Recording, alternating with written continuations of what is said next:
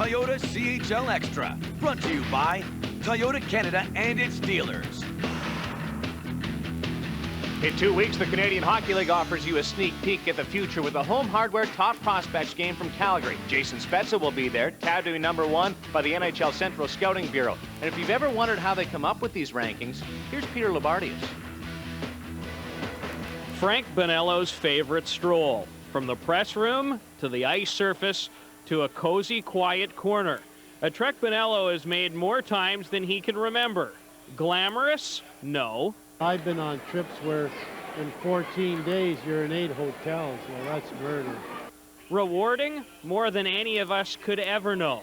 His 30-plus years of evaluating talent really hasn't changed his perspective on what separates the best from the rest. Skating, competitiveness, hockey sense, puck handling, items like that. I don't think that it's very easy to play this game at a high level unless you can skate pretty well. Bonello and his band of 15 scouts are in the spotlight 3 times a year, and there are no shortcuts when it comes to assembling their information. As a department, we would have maybe 30 to 45 viewings of that player anyway, and possibly in the 50s. Here's where all the scouts' work comes to fruition, in a place some call the War Room. Twice a season, Bonello and company gather to determine just who the cream of the crop is. How many have Jason Spezza #1? The highlight of the 2001 draft promises to be the showdown for #1. Jason Spezza and Russia's Ilya Kovalchuk. Both performed very well at the World Junior Championship, and in Bonello's mind, the 2 youngsters are can't-miss prospects. They're very close. I think Kovalchuk is likely just a little quicker than Jason Spezza.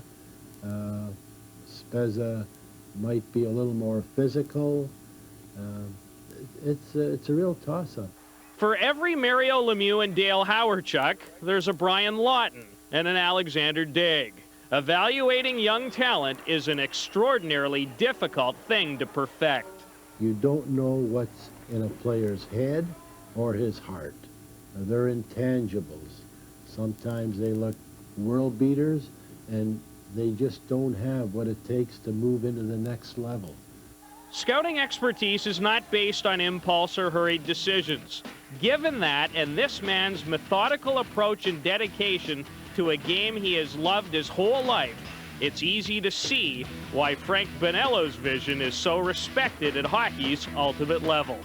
Peter Labardius, CTV Sportsnet.